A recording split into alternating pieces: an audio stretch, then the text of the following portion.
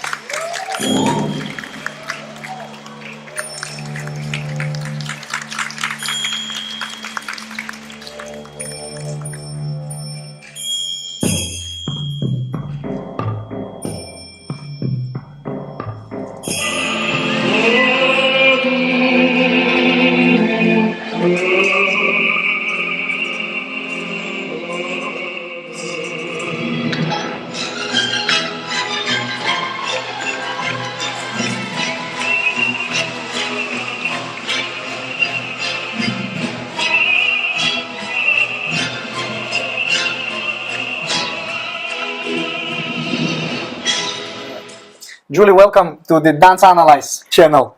Thank you. Host you in Sarajevo. Very happy to have you, first of all, of course, on this DDA camp. And second, on the channel, legend, a queen in DanceSport, Julie Fryer. From Netherlands or British? No, I'm British. I'm British. But I live in the Netherlands since I was 18. I was 18 when I moved to the Netherlands. Why are you moving to Netherlands? To dance with Louis. Oh, yeah. So Louis van Amsterdam. Louis van Amsterdam was the whole reason why I went to Holland. Yeah. Wow. And I never left. After this, I stayed in Holland, and I'm still in Holland. Yeah. Oh, many years later. Yeah. So why you started dancing? I started dancing actually when I was 6 years old. As a little girl, I'm the only daughter from my parents. I have two brothers. And older, younger? Two older brothers. We had a fabulous family. But when I was 6 years old, my mother said to my father, "If we have a daughter, I want her to dance." Wow. My mother has danced her whole life. She's still dancing. Professional till today. dancer? No, but she's still on stage. She does tap dancing. Oh, tap dancing. Yes, everything, salsa, name it, Okay. she does it. So, I was 6 years old with ballet, tap dancing, singing, a lot of stage work. And when I was 12 years old, I went to another dance school and then started with Latin and ballroom. And actually very quickly got a lot of fabulous results. Yeah, with Paul Dawson. Maybe some of you remember Paul Dawson. Okay. I won the junior championships in the Royal Albert Hall. Oh. Yeah, so this was a fabulous moment. You was like, what, 10, 11? I can't remember how old I was. I'm bad 12? at this. Yeah, probably about 12. Yeah, I had actually quite a good career already. Yeah. So straight away start winning the comps? Yeah, after a couple of years, but we won the competition, which was nice. And then I got this dance fever that I just wanted to continue, and continued with Mark Lund. Was my following partner. Wow. And I got also good results with Mark. And then split up with Mark. I had no partner. And then actually in Blackpool, Ruud Vermeij. Actually, it wasn't Ruud, it was Peter. Peter Townsend with Sammy Stockford. Sammy and Barbara were my teachers in England. Okay. And they got together and said, maybe this Van Amstel guy with this Fryer, maybe this is a good combination, could be something. So I actually called Louis after Blackpool. I saw him dance and thought, it's okay. It was okay. Quite talented guy. So called him and he said, I can't split. I'm dancing with another girl and it's my eighth partner already. So I said, oh gosh, I don't want to split so many times. Yeah. So the Dutch Federation will kill me if I change partners, so I'm not available. So this was a bit of a, and also I didn't know he was free. You know, you wouldn't split anybody up. Yeah. So I waited until after the summer somehow. And then after the summer, he called me and said, I split, can you come to Holland?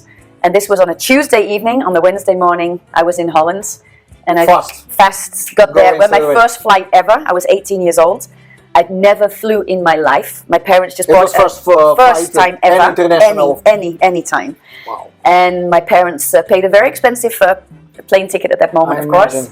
And got me to Holland, and I didn't know who was going to pick me up. And I arrived at Schiphol Airport and just saw this massive family waving like this. And I think this must be Louis' family, you know, something happened. So they brought me into the family.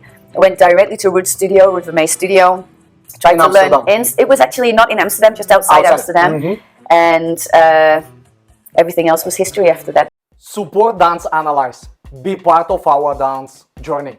Dear friends, dear dance lovers, Dance Analyze is YouTube channel created with the passion to educate, inspire, and celebrate the art of dance sport. I put it my soul in. Every video is made it with the dedication to dancers, teachers, educators, parents, and everyone who believes in movement, beauty, and knowledge. If our work has inspired you, helped your dancing, or simply brought you joy, please consider supporting the channel. Your contribution, donation, partnership, or sponsorship will help us create more high-quality content, podcasts with the famous dance people, analysis of competition, more statistic and educational video for the global dance community. Every bit of help means we can film more events and show the beauty of the dance to the world. Join us as a supporter, partner, or sponsor, and let's keep a rhythm alive. How you can support us? Subscribe youtube.com/monkeymilitias or Dance Analyze channel. Like, comment, and share our videos. Become a sponsor or partner. Donate via PayPal. paypal.me/monkeyicemeal71175. Use link for donation or contact us for collaboration. On email militias@gmail.com. More information in description below the video. Together we can build a stronger and more inspired world of dance. Thank you for your support. Thank you for being part of our Dance Analyze family. Yeah. You become a world champion there. After a little bit of hard work, yes, but finally we got there. Yeah, actually quite fast. How long it was take for you to arrive to the title? We started dancing together in 1989. 89? We got together with Louis, and there was actually quite a fast moment because we were quite new to the business, and obviously with the information from all the lab and technique that Ruud was teaching us. At that moment he was like in the... Was very in it, the beginning, so we were like his guinea pigs. And we loved it. We were like the rebel of the, we were hungry for new information. For sure. And that's actually the reason why I decided actually to move to Holland, because the lessons, of course, in England were fabulous. But this was just so new, and I was ready for something new. So I decided, okay, let's stay in Holland. Curiosity.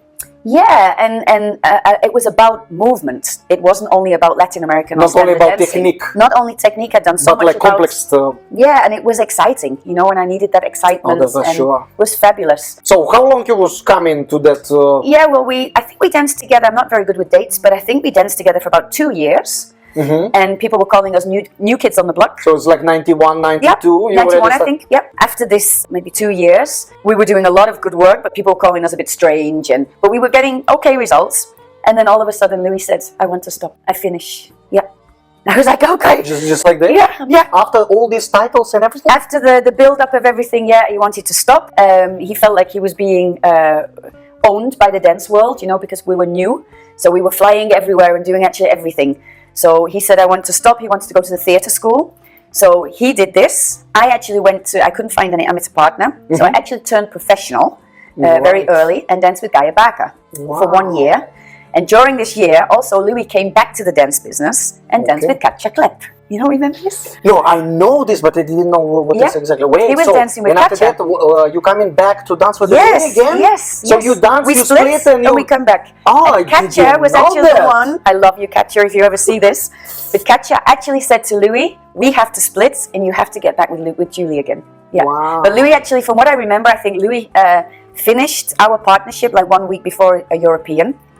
So I wasn't a very happy woman, with this situation. Yeah, for sure. So then I think the situation was Louis came to Ruud and said, I want to dance back with Julie. And Ruud said, oh, I don't know if she's going to take you, so you might have to go on your knees. So he asked me, and we talked things out, and we came back. And when we came back, we weren't allowed to come back because, mentioning no names, somebody written a petition to actually stop us from coming back to the dance business directly. So we had to wait 8 months. Like 1 year disqualification, kind of. Yeah, a little bit, because I've been professional. But there was no rules, but... It was unwritten rules, as I remember, something like this. Yeah, so we stayed off the floor for 8 months, and Ruud just said, we make you even better in these 8 months. And from that time on, went very quickly. We danced, I think, the UK in January, making the semi-final. Straight away? Yeah. It's like 1993, something like this? 1994. 1994? Yes, okay. then it was January the UK Championships semi-final. In March, we were second in the Dutch Championships, just losing the title from 1 mark. And in October the same year, we became world champion. Wow, second couple of Holland. People tell me things are not possible. I said it is. It's possible. I remember that championship. Yeah. It was in Stuttgart. Yes. I was also dancing there, and I was still youth in that period. And I remember you lost samba. We were you third was actually in samba. Third. Absolutely. Yeah. You become second in cha-cha-cha. Correct. And after that, you beat Ralph and Olga. Yeah, we won the last 3 dances. It was unbelievable. Yeah, yeah. And after that, you win Paso Jai, but you was till that moment almost. I remember European also. You win Paso Jai, like always. Yeah. It was really nice, like strong your dances. Yeah, the first 2 dances we normally lost, and these days I know why now. But we made it our own creation. And that was maybe not appealing to what the judges wanted to see. And at that moment, you thought as a dancer, like, "Ugh." But it was an exciting moment. But the funny thing was, in the World Championships, I've just seen actually an interview from Joanna, fabulous interview, and she said she's never wanted to be the champion. She just wants to be loved. And this is something that in the back of my mind, I just had like, okay, maybe we win a title, but it was never really my goal either. For sure. I didn't want to, I wasn't busy with, I want to be world champion. You're just busy in the concept of performing and getting out there and being the best you can. And at these championships, there was like 900 Germans and 9 Dutch people with us. And the whole audience was only for Ralph and Olga, and also the television. They didn't video us at all until we won the rumba. And then it was, you realize that they thought, oh gosh, maybe we should video a little bit of Paso because it's couple one. But actually after the quarterfinal, I had a fever. I had 38 degrees fever on this day. Oh. And Ruth actually took me off the floor and said, I don't think you're going to be able to continue. And we always had a physiotherapist with us, Fika, her name was. And she said to Ruth, if you can give Julie 15 minutes to me. And she took me in a room, she took my shoes off and she put her hands on my feet and just did this energy level. I didn't believe it, but after this moment I started believing it. Wow. She just gave me somehow some energy. I came back to Ruth and he looked at me in the eyes and said to Fika, which food did you give this woman, My God. And I was full of energy. We danced a fabulous semi-final and fabulous until the, I think, 45 seconds of jive, and I was like out of it. But after the first dance, we didn't realize we could win this competition because we were so mentally trained with this marking, this visual marking in the studio. Ruth, Peter and Max trained us as a team to not look at the marks. To not react on it, not obstruct. Yes. So we had samba. Touch yourself. Yes, we take the samba hat off, we prepare ourselves, we put the cha-cha hat on, and we did that every dance. And after the paso, so it was 2-2, Ralph and Olga won the first 2 dances, we won the following 2 dances. And after that, Ruud Vermee comes running. I've never seen Ruud run before, but he came running to us and he said, you can win this competition. And we were like, what do you mean? Because we were so out of it, we didn't realize. That day. I counted the dice, I was like... Oh, and then we won the jive and it was fabulous. And the year after was exactly the same. Deja vu. Kind of samba third, it's like, wow. Cha-cha second, and then first. Yeah. Same preparation, same mental training. So, what you will advise to the dancers in this case? To always believe in yourself. Mm-hmm. Always stick to the dancing. Whatever happens in our business, I feel the dancing will always win. Full stop. So you need to, first of all, to dance good. You always have to dance good. You always have to be committed to every single step. Yep. The subject Absolutely. of what we have here. Yeah. To commit yourself to every single movement that you do. Enjoy it, and that's your job. And the rest of the job is for the other people that has to judge us. And hopefully, that this stays in a very I'm sure professional way, creates fabulous champions and fabulous dancers. I believe in dance. Me too. I believe in dance. Me Absolutely. too.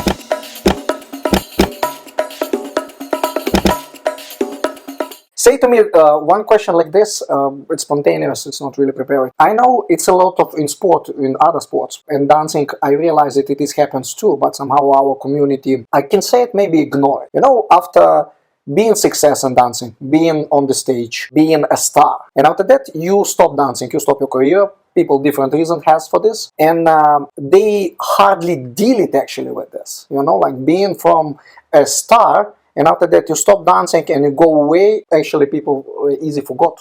That's what happens to a lot of world champions in our institution, in other dance institutions. And I see also my colleagues suffer, and after for a while wanted to return already with age, and they want to return back to experience somehow that again. As a dancer or as a teacher? As a dancer, Okay. you know, like, and how you was dealing with this, stopping your competing career and find like power, I don't know, like, how was for you that transition from one like role to another role actually? It happened actually not with my decision, I must admit, because when with Louis, like we say, there was a lot of success. We had 94 world champion, 95 world champion, and then we turned professional. And in 96, we were world champion show dance. Also very unexpected. You know, we were like, what just happened? And then we made some dances in the final in Blackpool as a professional. And then also after that, Louis wanted to move to America. And I didn't want to go to America. So we had to make a very difficult decision. Do I go with him to America or not? And I decided to go for myself and say, you go, you follow your dream in America. I want to stay in the Netherlands. I've moved already once, you know, for somebody. I don't want to move again. So I decided to stay in the Netherlands. And after that, I wanted to find a partner. Had some fabulous tryouts. One of them was Slavic. Yep. In Slahara. One of the fabulous tryouts. But this guy lived in America, you know, so it was also no option for me to dance with Slavic as well. Then I started dancing with another guy from Germany, Jürgen Heigl. Very talented boy, but I didn't feel ready to go into the competition. So I said to Woods, I don't want to compete with him. I want to actually stop. After that, couldn't find a partner at all because I wanted a certain standard that I didn't want to come back again with somebody that was in a lower... Sure.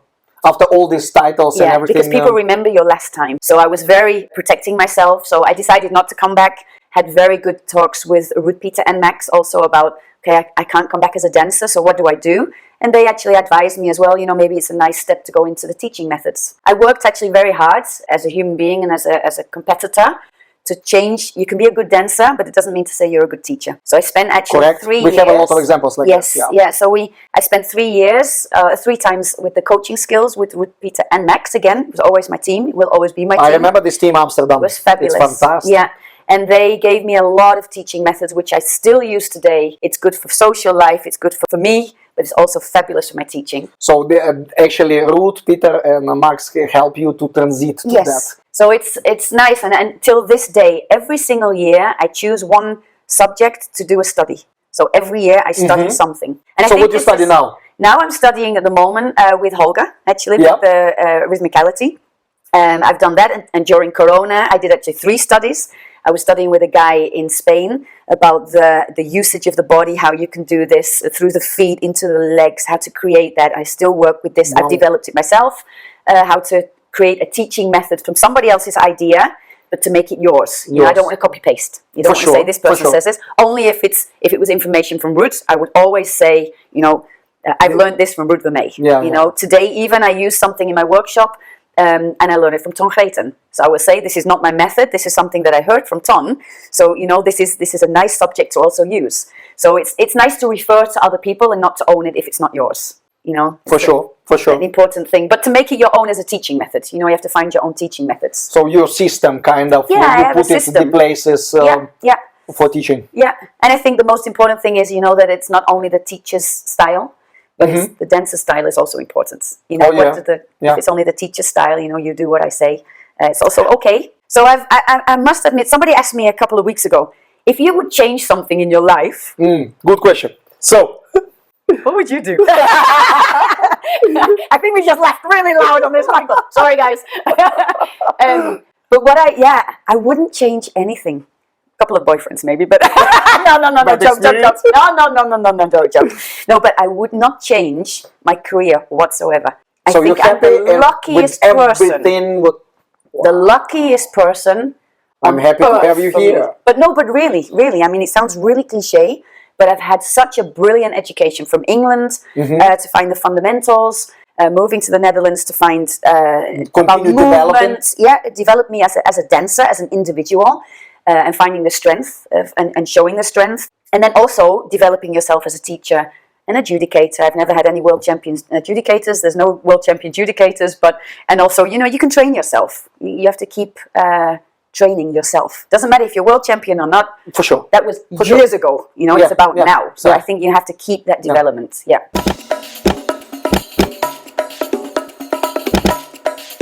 So in here we come in probably to this professional question. So we have three main organizations. So, and of course it was in the past the World DanceSport Council, and now we will become it is World Dance Council. Yes, and we have World DanceSport Federation. Your choice, obviously, in World DanceSport Federation.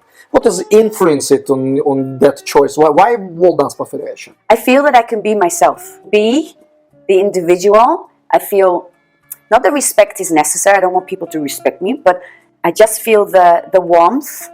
I feel the energy that people feel like, whoa, maybe she can tell us something. You know, maybe she can give something new. I'm very honest.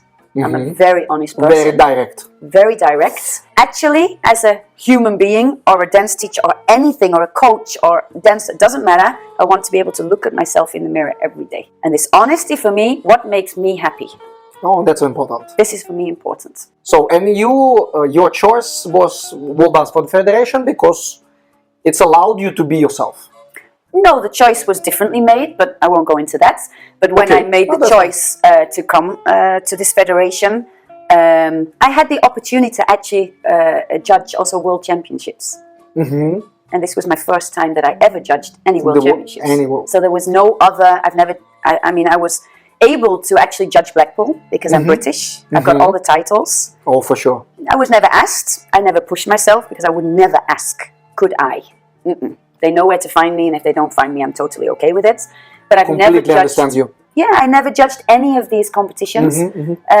So when I made the decision to make the switch, I started to do all the top competitions, and it was a struggle because I thought, woo, new responsibility. And what were your experience of world title competitions? My first one was the World Games. World Games. World Games. They threw me in the deep end, you know. Yeah, it is like Olympic Games for the non-Olympic sports. Yes, actually, it is a very huge deal. Huge. Yeah. And the funny thing was, I was again very direct because I've never worked on this system before. IGS, this. The AGS. Yes. I've never, of course, you know it, but I never physically had this thing in my hand. So I actually went to the chairperson and said, okay, you have to pretend you're going to be my father today, and you are going to help me. I need help. I need at least 10 minutes to have this thing in my hand. How does it work? Because I don't want to be busy with the system and not being able to look at what the dancers are doing. It's about the dancers, you know. So again, to be honest, I feel very unsafe. I have to make a safe environment for myself. I want to know what to do. So I arranged that, and and actually a lot of judges said, Julie, I want to go with you. I want to, we sit next to you. And actually the chairperson gave me that opportunity as well to take that time. Wow. So that was nice. And then directly after that was the German Open, the Grand Slam. So two big competitions were my first ones. Yeah. Wow. Yeah. So immediately threw it in the deep end. This has been my whole life. Throw in the deep end. Yeah. Survive. Yeah. Why not? That's the life. Yeah. You never know how it turns you like this. For sure. Roller coaster kind of. Yeah. So these two systems, skating in IGS, in our institution, there's a lot of talks. When it was bring this absolute judging system idea, people complain. Now the World DanceSport Federation trying to update it to make it more less manipulative, and people complain again. So what do you think about these two systems, skating or IGS? I prefer the skating. Skating you prefer? I think the skating would be better, but it's just a preference, of course. The only thing that I like about the AGS is that we have categories. We have these 4 categories. And actually, what I love is actually a nice teaching system. Absolutely. I think the system to teach those things are actually fabulous. What I do, because it's in the system and we asked to do it, so I try to really focus on particular subject. Exactly. And it's nice to zoom in. It's actually nice to zoom in. People say it's not possible, it's not possible. I think it actually is. It is. I think it is. I also think that. But you can't take all the categories. It's not only about that or only about that. Of course, all categories have to do with each other. Of course, they're connected. They're very connected. They're very connected. Sure. And it is a lot of times when it is one doesn't work, it's not work some others. And everything needs a technical quality. Yeah. There's a technical quality to be able to have another quality in another section. But skating, anyway, you prefer? Yes. You can compare. The only difference is the other one you don't compare, and the skating you compare. It's a little bit weird that the couple in the standards had higher scores. Yeah, and it became 6th. Yeah, it was interesting. Yeah, it can happen. Okay, stage experiment probably. Explain it to me, please. No, it can happen, yeah. So there's a bit of there's something going on, but it doesn't matter. Let's not go into that. We'll go into it with the Okay, so. And we can use the AGS for a nice teaching method. Yes, yeah, for sure. Or education. You know, Also. the educational side of it. Also. I love the educational side of it. You know, if I could continue my career as the education side, I would do it today. I would do it today because this is my... I enjoy judging. I don't enjoy judging because I think it's a very strenuous job.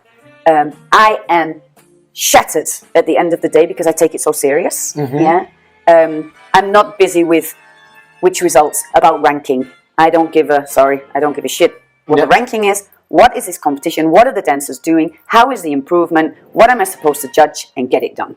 You know, that's nice to hear that. It's just my way. If it's right or wrong, I don't know. It's for sure a strong opinion, and it is good system. Yeah, and it's not my way is the right way, not at all. It's just this is.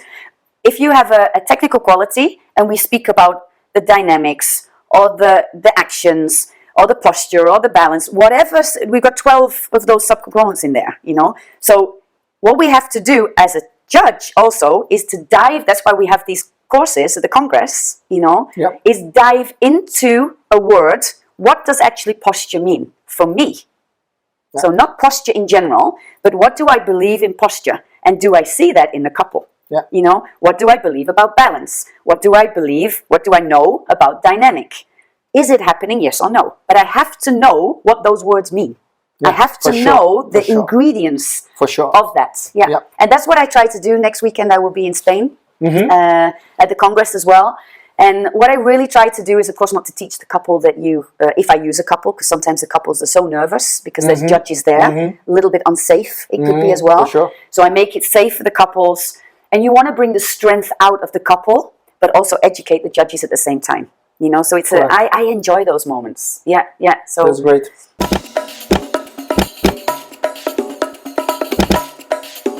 Does the level of the group affect you when you teach?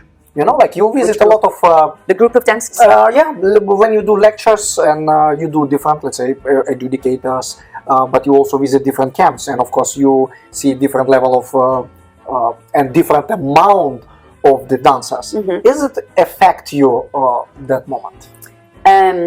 What I always do, I have a good preparation. So what I would like to do, like this morning, I started teaching after the two groups. So I came in. I want to see what the couples do with the groups, because afterwards I also have a group. So you have to see the atmosphere, the level. Smell it. Yeah, for sure, you know, and the level of couples. So I don't want to come with a subject that is going to go right over their heads, you know. So I try to develop what is needed in that group. Also, I like to switch it. So there was one camp, loads of couples, so busy. Okay. So busy. And I see that other teachers on the floor make a circle with the dancers. They stand in the middle. They have no microphone. The dancers are like this, trying to see. So half of the dancers don't see. I analyze that. I think, we could maybe do it differently. So then I look in the hall. What's other possibilities? And? There was a stage. I took everybody off the stage, all the bags off. I make sure I'm on the stage. I turn everybody around so they can see me. Make clear instructions, clear exercises. I like to use exercises. Feedback. I like feedback that every exercise that I give, are they with me? Give them the next exercise, are they with me? Give the exercise, if they're not with me, I will go back. So I want to make sure that the dancers get it. You know, so I don't just want to give my information, okay, if they get it, yes or no. Because I'm not there only for myself. We're actually there for the education of the dancers. For sure. So even with the congresses, you know, there was German Open. You know, it's a big hall, people far away. I look, if I'm the last lecture, people are tired. So I remember they were late. They were probably 1 hour late as well, so everybody was a bit fed up. And I decided, and also I learned this also from the coaching skills, change the atmosphere, switch it. Don't keep the same and struggle. So what you've done with them? I put them on the floor. And I actually asked, and I remember that Holger said to me, because he had the day before, they don't want to put the chairs on the floor because there's a competition tomorrow. I said, okay. So I go to Nenad and I said, Nenad, can I put the chairs on the floor? Thank you. I didn't even wait for the answer. I just, everybody put your chairs on the floor. Brought everybody on. He was like, oh, okay. You got to make it happen for yourself, you know. So I create an atmosphere that I want, that I think what I want. Yeah. So like all lectures, it sounds for me like this. You always manage it. Always. So you never have a bad experience with any group lectures. Yes. But then I'm quite direct. So if I realize what happens, they are not listening you? Not that they don't listen, but they judging others around them. What I try to do is I try to make a safe environment for everybody. So if I make a circle and I put somebody in that circle, I will always explain, guys, have the respect for the person that's in the middle. Doesn't matter which level. Yeah. They're working hard, and treat them like you want to be treated. And I just give a little warning. If I notice that there's any judgmental things going, you're out, and I've done it. I just tell them, just little. I don't make it strong. I don't. You do not this, but I just say, guys, let's have a, because the safer the environment, the more creative dancers become. True. You know, so no, for sure. And I think that's nice to have to make the group a group, and not all, but everyone has to stay as an individual, but to create that group feeling. Arrange the atmosphere that works for me, yeah, and also for them, of course, yeah.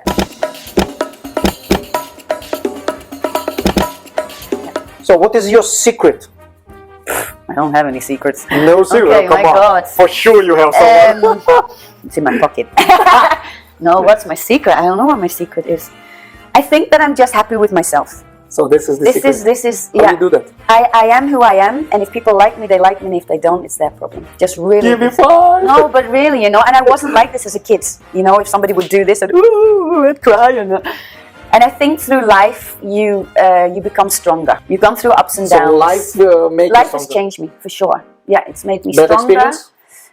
Not bad things in life that losing my brother, you know, at a young age. It's quite personal, but you know, he was a fabulous person. He enjoyed life. He was in it. He was laughing. He had a great job, you know, and he loved laughing. He was always laughing every single day until the day that 4 days before he died up, he was laughing, the smile on his face.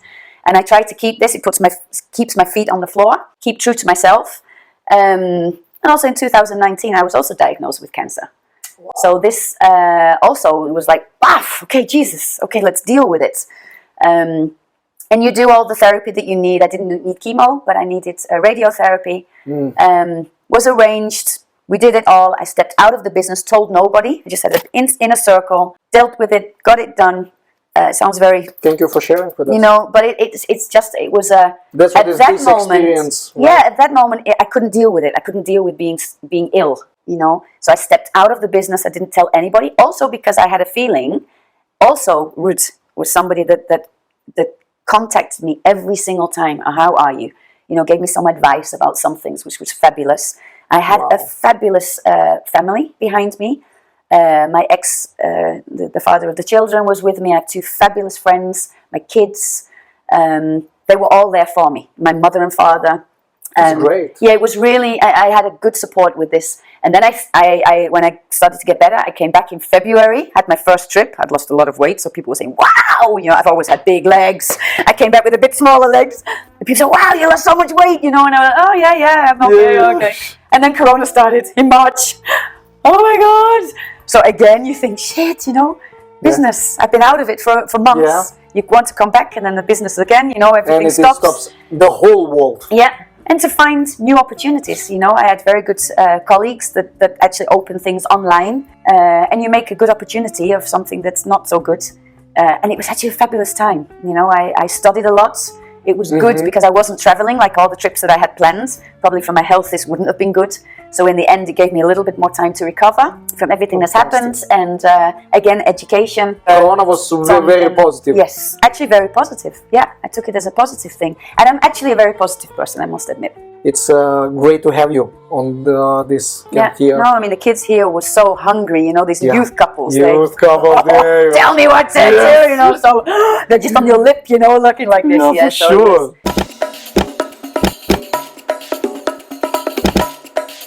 So, because you have a great as a dancer career, most memorable event or competition in your career when you was like dancing? Oh gosh. I think I have to say the World Championships. Yeah, there was Blackpool, so much. Blackpool too, of course, but I think the Worlds was the most one. Yeah. Wow. Yeah. Yeah, Blackpool wasn't so good for me because my dresses were never good. We did 7 rounds, and every time this dress is not good, change it. Oh God, okay. And I didn't give a damn actually about the look, you know. The look, yeah. Max did this in the end, but we tried to put. Louis wanted me to dance in pastel colors, you know. pastel colors and a pink and a green and a light blue and a get a life. You know, this is not me. So actually in the final we put white on, and this was, Louis was in white, I was in white, and this was good. So as a dancer, I wasn't the best looking woman, I think.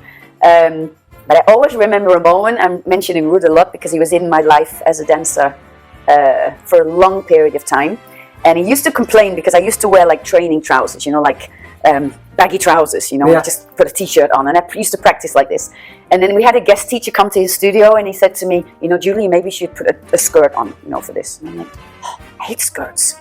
So I thought, I'm not wearing a skirt. So I arrived at the studio in these trousers, and he just looks at me like, you know. And all the other dancers were like, you know, beautifully dressed. And I'm just like, just tell me how to dance, you know, I don't give a damn how I look. And one of the guest teachers asked one of the colleagues that I was actually competitors that was very close to me to dance with him. And she looked fabulous and did her thing. And then afterwards he said, Julie, can you come and dance with me? I said, sure. And I danced with him, and I nailed it. And Ruud came off the floor and he said, you don't need a skirt. You don't need the skirt. You can keep the trousers on. Keep it on, girl. You don't need just to do it like this. Just dance like this. It's fine. Yeah. So this was afterwards. I started to get a little bit better because I had a bit more advice of how to become stylish in. But I just wanted to dance. I just wanted to move, education, and just dance. You know this. Nice. Yeah. Why dancing? Pragmatically say it. What is it about? Well, first because my mother pushed me to do it, and then after the first day, the first day she said, "Let's go to the dance studio." And the second day I was pulling my mother's ear like, come on, we're late. So I was always the one that they supported me totally. You know, if I didn't want to do something, they supported me. If I wanted to do something, financially they supported me. Why dance? I just feel that dance satisfies my soul so much, gives me such a happy thing. I think it's healthy. It's also for people with dementia, you know, for all sorts of diseases, movement or dance is the most fabulous thing that you can do. I see my mother, she's 79 years old, and she's still dancing. 4 lessons a day my mother does. She does zumba, salsa, tap dancing. Oh my God, I tell you, she's on stage and sends me these photographs, you know, and just looking, look at what I'm wearing now. I mean, she's 79. Fabulous. People, 79. My father is 81, and they are as fit as a fiddle. You know, let's touch wood that they stay. Dance is healthy. Dance is healthy, yeah. And I think we have to keep our dance business also healthy. Nowadays, solo and couples. So what do you think about solo? Solo, you know, I think it's a good opportunity for a lot of people that don't have partners or can't find partners to actually develop yourself as a dancer. I have one boy in the Netherlands and couldn't find a partner, decided to go into the solo. And actually very successful. And it's also good because when they get on the floor, if they want to find a partner, they're out there on the floor. So other judges or teachers see them, you know, they see them compete. So they also think, oh, I have a girl for this boy, or I have a boy for this girl. Yeah. So it's to make them faster. It's faster possibility to find a partner. But some people I always also hear, I don't want a partner anymore. Yes, this is true. I hear this many times. You know, nowadays. so I hear also now in the competition, the weekends, there's like 122 solo girls. One category. In one category. Yeah. You know, so you know, go for it, girls. Hey. Who won the girls? Good. You know, yeah, go for it. Why not? Yes. Why not? Yeah. No, There's just one aspect in the solo competition that I think could get better, and that's just the respect for others on the floor. Sometimes I have. Slowly. It will come. Yeah, I hope that comes because I find a little bit, you know, this. It's about me, competitive, and you know, look at me, and you're nearly pushing the other girls out of there, you know. So, oh God. So I hope that changes, and that the quality of the dancers become even better. But of course, it's fabulous. If everybody can dance, why not? Sure. Okay, last, your message to younger generation of dancers. Choose a good team, a team of professionals that are there for you and to guide you step by step in good times and bad times. Exactly that. I think the difference from when we were dancing, it was all no, from before, you know, I had a team, yeah, and these days, if I ask who that team is, they don't have enough fingers to actually say. So they have a lot of inputs from a lot of people, and the couples lose the path. And it'd be so nice if So staying in one truck. stay in the track until the team says that maybe not a new road, take every time a new challenge, a nice word, a new challenge, but choose the pathway, you know, and show the strength. Let's, you know, work on your strength and practice your weaknesses. Fantastic. Yeah, exactly that. Yeah. You get the message. Julie, Thank you very guys. much. Thank you. Thank you. It's a great pleasure to have you. Yeah, yeah. Nice. Yeah. Bye. We're still online. Bye.